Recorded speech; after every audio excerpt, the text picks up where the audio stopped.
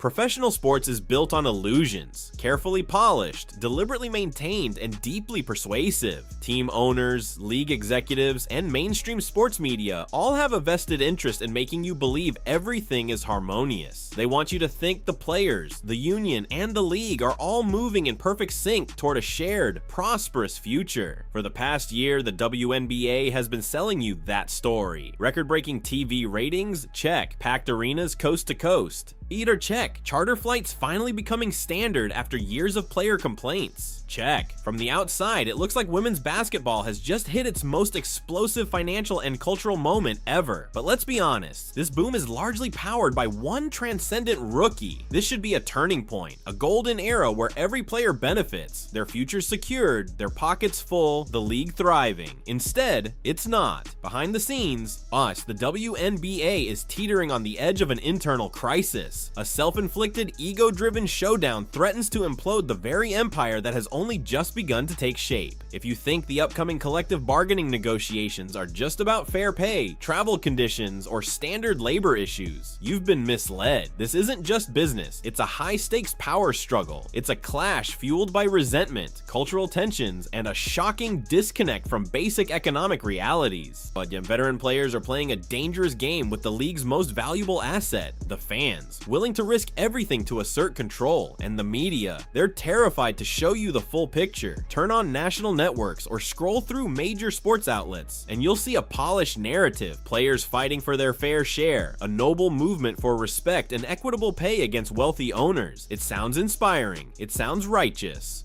It's exactly the story corporate media wants you to believe. But scratch beneath the surface, and the truth is messy. The players' union is fracturing. The image of sisterhood and solidarity is falling apart. A deep cultural divide is forming, splitting the locker room in two. Veteran sports analyst Jason Whitlock isn't afraid to say what no one else will. The WNBA's shining moment is on the verge of a collision with reality, and it could get ugly. And it seems like it's going to split. I don't think most people are recognizing this, but the white girls are ready to end this whole deal and sign the deal. They don't want to strike. The black girls are still holding out and they're oppressed, and they want to play this to the bust. You got Kelsey Plum, you got Breanna Stewart basically saying, hey, look, we need to play this season. It's important. We don't need to strike.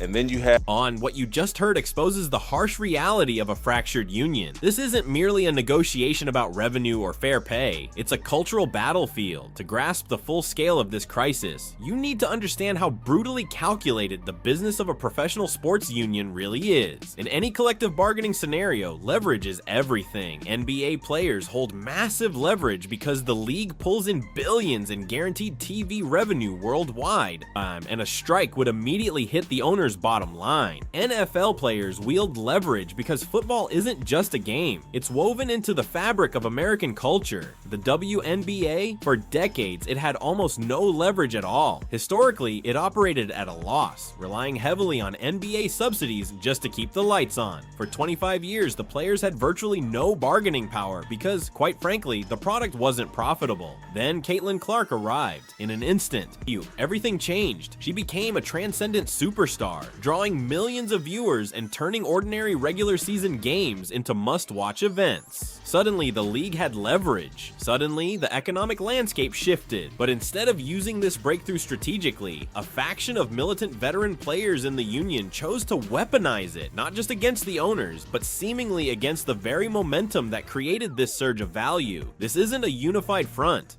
It's a chaotic, disjointed power struggle, one that risks alienating the very players it claims to represent. And the rank-and-file players, many are terrified of what comes next. Say real, I cannot believe the way these ladies are going about this. The WNBPA is an absolute disaster. They're not on the same page. They have no idea what they're doing. They have their own players that they are representing coming out and calling them greedy and selfish. You have players coming out saying, I want to play. You have middle-tier players and rookies saying, I can't afford a lockout. I'm scared. All of this stuff The WNBPA, this has been a debacle. This has been a joke. When the working class members, when the rank and file players in your own union are openly scared of the leadership strategy, this isn't a labor movement, it's a hostage situation. Consider the mindset of the middle tier player, the woman grinding every day, making $80,000 to $100,000 a year.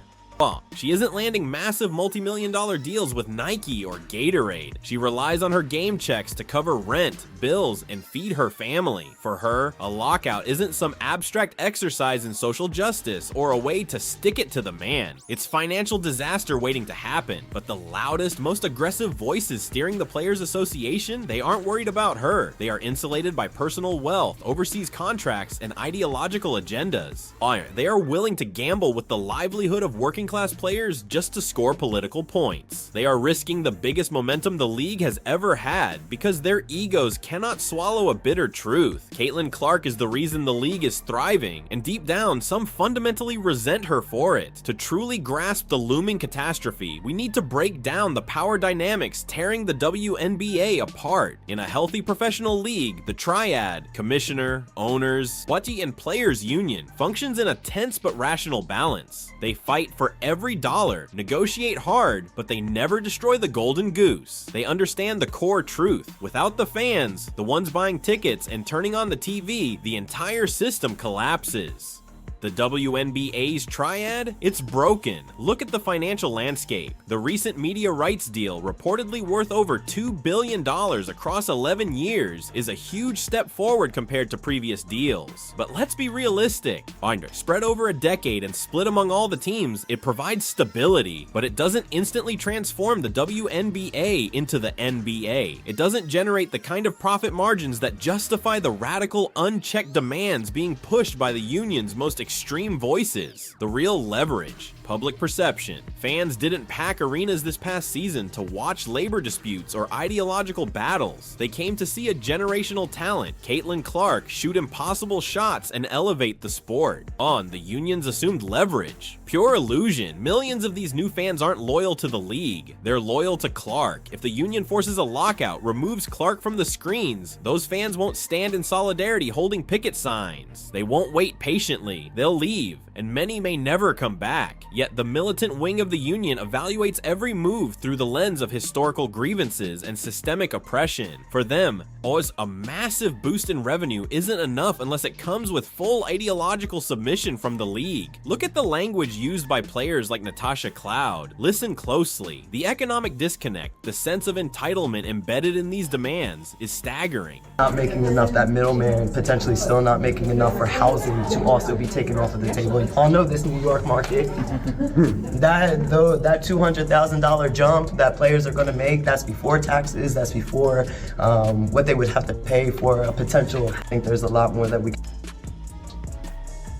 Take a moment and really absorb what's happening here. A professional athlete is publicly claiming that a $200,000 salary bump isn't enough because of taxes and living expenses. From a PR standpoint, this is catastrophic. In sports, fan sympathy is critical during labor disputes. Look at history. When Major League Baseball went on strike in 1994, it crippled the game's popularity for years. Fans, working class fans, couldn't relate to millionaires squabbling with billionaires over revenue splits.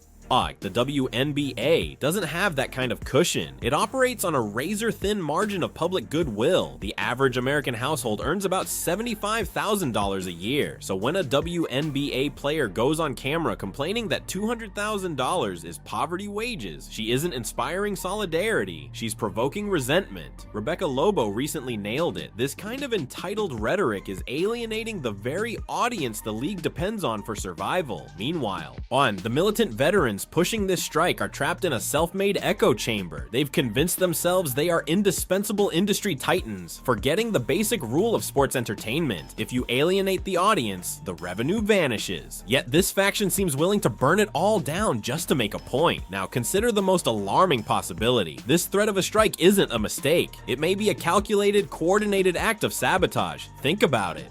These veterans aren't naive. They have agents, financial advisors, and lawyers. They understand understand the numbers, they know a strike could decimate the league's momentum and undo the growth they've benefited from. So why risk everything? The platform that gives them wealth, status, and influence. Because they would rather reign in hell than serve in heaven. For years, these veterans ruled a small kingdom. The WNBA was theirs. They controlled the narrative, set the culture, and demanded deference. And the league may have been losing millions, the games barely watched, but it was theirs. Then Caitlin Clark arrived, a rookie from Iowa who didn't fit their mold, who refused to conform, and who instantly became the global face of the league. Clark didn't just break viewership records, she demolished the old hierarchy. The veterans watched, powerless, as endorsements, attention, and cultural influence shifted away from them to a player they resented at a fundamental level.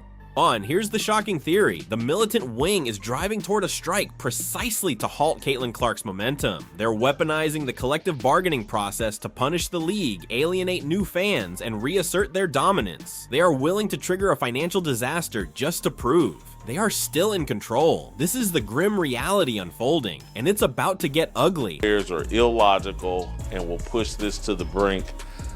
Because again, it's not about making money. It's not about being treated fairly. It's about staying on message and proving that they're oppressed and that the white man and the white woman is oppressing them. They'll blow this thing up.